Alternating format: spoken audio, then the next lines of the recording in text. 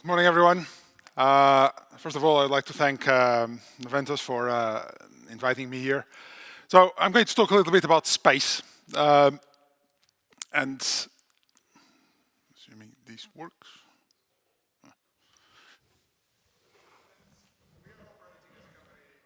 In a sector that has been growing dramatically over the last few years. So the demand for more information, for more communication services, but also for more data about what's happening to our planet is actually driving a growth, an exponential growth of space-based information, space-based data.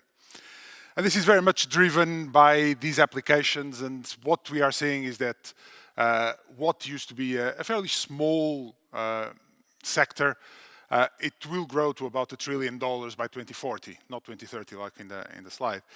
But this is being driven very much by our need to manage our planet better, to communicate better, and we sometimes forget that many of the applications that we rely on, many of the things we rely on in our life are actually underpinned by space, data, and technology. So when we are actually controlling how much food production we are doing in the world, how the climate is changed, that is very much dependent on information that satellites in orbit, mostly in low Earth orbit, but also in higher orbits, are actually providing us. And because of that, we are seeing this growth in the industry, and we are ourselves benefiting from that. So as a company, we are now delivering satellites, components for satellites, but also we started delivering space data as a service. And what we are seeing is that as we are moving from just people just wanting satellites or wanting to build their own assets, they are actually coming to us, particularly from areas where more data companies, for instance, are now coming to us and asking us, could I just have actually access to the data? Could I, rather than having to own my own assets, having to own satellites, having to own ground stations, having to have the people to do that, could I actually just have the data that I need? And because of that, we are seeing a growth in what we call space data as a service. It was something that a few years back you wouldn't see in our revenue stream, but now you are seeing it's already about 9% of what we are doing, and it is growing. And ultimately, we are expanding the company. So we are currently a company. In the last 12 months, we did about 188 million SEK. We have a order backlog of about 418 million SEK. And this is a mixture of both subsystems components that we sell to other people, to other satellite manufacturers, but it's also something that but also satellites, and as I said, space data as a service. So we are 180 people around in 6 companies in 5 different countries. And we are organized very much in 3 main areas of business, as I mentioned. So we've got companies in our group that focus in providing the building blocks of satellites, building blocks of space technology. We've got 2 companies here in Sweden, 1 in the Netherlands, 1 in South Africa. And they specialize in individual components that you need to then build satellites. We then have companies that specialize more on the building satellites, bringing together all these parts and building them into satellites and to actually provide the services associated with that. And that can be communications, that bringing the data down, managing that data on behalf of our customers. And those are companies that we've got in Scotland and in the US. So we expanded into the US not only because we wanted to have our geographical footprint in the US a few years back, but also because we wanted to actually gain the knowledge of actually operating constellations. So the company we have in the US owns its own satellites, is delivering data every day to customers. And then, of course, as I mentioned, we are also doing this data business that is selling space data as a service. And that's where we see quite a big growth for us. Now, we focused on 3 areas, 3 main areas: weather and climate. What can we do to help weather and climate activities. Maritime and energy, this is an area that we have traditionally operated on. And then, of course, farming and forestry. That is probably the biggest user of space data in the world.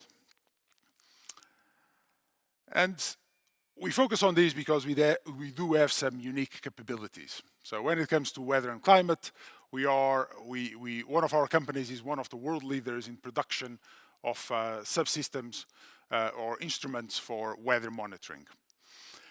When it comes to maritime and energy, we are one of the first movers into what is called the next big integrated communication maritime system, that is VDES.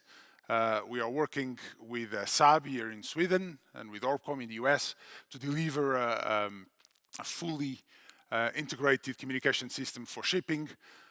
This is a highly reliable, resilient communication. And at the same time, of course, we have unique technology. We as a company have been operating parts of our company have been operating since the 1990s. The bulk of our company has been operating since 2005. And what that means is that we have accumulated a huge amount of experience in how to build satellites, how to operate them, and how to build components for satellites. I would just like to quickly run you through the results that we have on the last quarter. So we are seeing a growing momentum on our business. We have had, like most of the technology companies around the world, over the last couple of years, some issues with our suppliers. We have had issues with getting components that we needed to make satellites, and that has delayed a lot of the business plans that we had.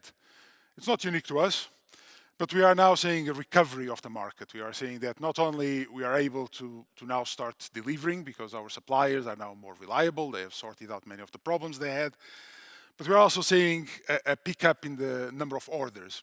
Many of our customers, particularly for products, that is power systems, computers, have been waiting to see how the world evolved. And I'm very glad to say that actually they are come back to the market, they are buying again. And we are seeing that many of the constellations that we had started working with 5 years ago, 4 years ago, initial design stages, they are now coming to us and saying, no, we want to go ahead with our constellation, we want to go ahead with our plans. And that has created quite a lot of interest in the market. So at the same time, because we are now being able to actually start to finish many of the satellites and many of the components we had started some time ago, we are seeing an uptake on the launches that we are doing. So we have 3 satellites to launch right now. One of our partners here in Sweden, OHB Sweden, has just launched the MAT satellite that had been waiting for a while. So we are starting to see the market recovering after 2 years of some uncertainty. And our net sales have increased. Our EBITDA and our operational cash flow have not improved as much as we wanted at this part of the year, as we had expected last year, but largely that comes down to the fact that because of the delays that the industry suffered, we have many projects, many satellites that should have launched earlier in 2022. They are launching in late 2022. And that created a slowdown on the revenue for the company and on the cash payments. But we remain with a very strong order backlog. And as I said, this is actually something that we are seeing starting to grow again. This is good to see that the market is recovering. And as I said, we have now 3 satellites on the launch pads. One, we will be on the first launch from the UK on the Virgin orbit. We have 2 more satellites in Cape Canaveral, ready to launch on the Falcon 9. And so the end of this year is going to be very busy for us because it is about delivering these satellites, commission and deliver them in orbit. And then we have, as I said, quite a busy last few months in terms of new contracts.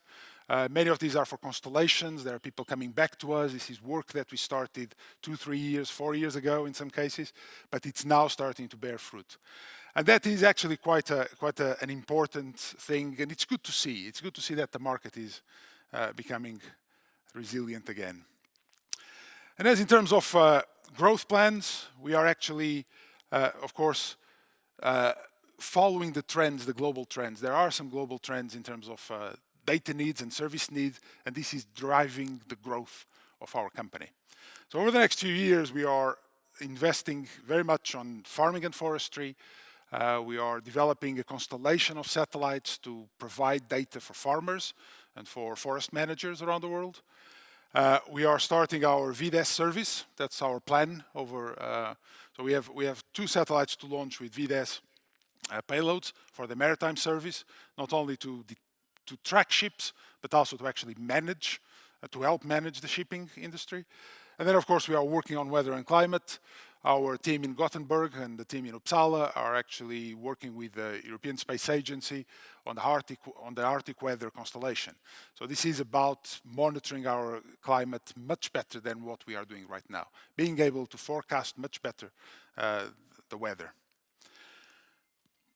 And what we see is a growth of not only our baseline business, and you can see in there in the salmon, the pink salmon color, but where we see quite a lot of more growth for the company is in our space data as a service and in the weather and climate.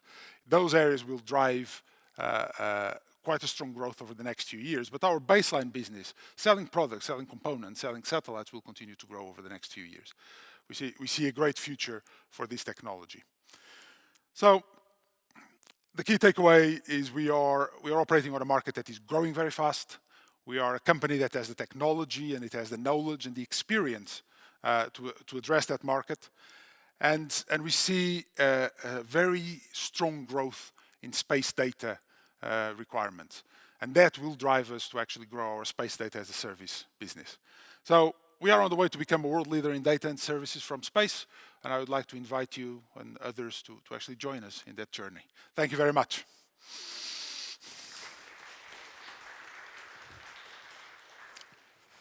Well, thank you very much, Louis. Please step into the center here. Last year, I think it was last year, your colleague Per Arniansson was here and presented. And he mentioned your expansion project. Yes. How is that going? I'm curious. So that is going well. So we are now starting phase 3A. So we still have 1 phase to go. But so we are working with ESA and with our other partners to actually develop new services from satellites. And in that process, actually build a constellation of 10 satellites based on that project. So it's going well. So how many satellites do you have in orbit right now? And what are you looking at? How many do you think you'll be having in, let's say, 5 years?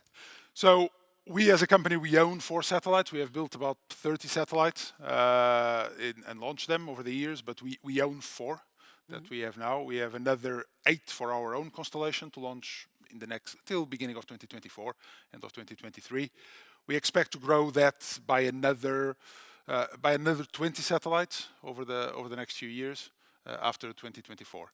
So the constellation will be a constellation around 30 satellites, 28 satellites in the next few years. So that's our expectation. Right. Well, thank you very much and best of luck. Thank you. Okay.